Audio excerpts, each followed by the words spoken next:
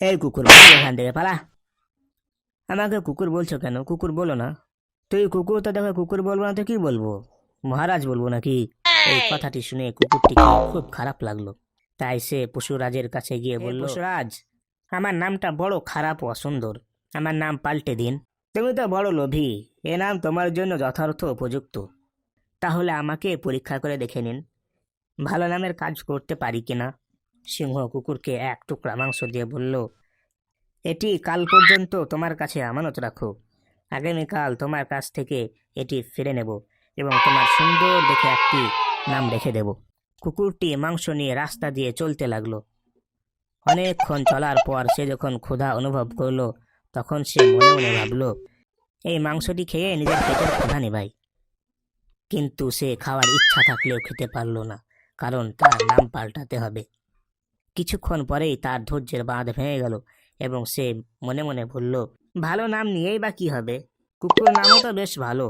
এই পরেই সে মাংসটি খেয়ে নিল। আজকে আমরা এই গল্প থেকে যা শিখলাম তা হচ্ছে, যারা স্বার্থের খাতিরে নিজেদের হীন চরিত্রকে পাল্টাতে পারে না, তাদের উদাহরণ হচ্ছে এই লোভী কুকুরের মতো। আশাবাদী ব্যক্তি বাসনার বড় স্বপ্ন দেখতে দেখতে হাঁটে যাচ্ছিল। মাথায় ছিল মাটির কলসি ভরা মধু। বড় সুখের বাসনায় সে মনে মনে পরিকল্পনা শুরু করলো। বলল, মধুর কলসিটিকে 10 দিরহামে বিক্রি করে 5টি ছাগল কিনবো। সেগুলি বছরে 2বার বিয়াবে। 2 বছরে 20টি ছাগল হবে। তখন প্রত্যেক 4টির বিনিময়ে 1টি করে গরু কিনবো।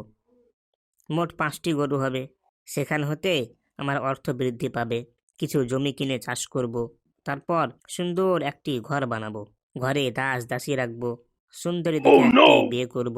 আমার ছেলে হবে, তার নাম রাখবো হাবিবুল্লাহ।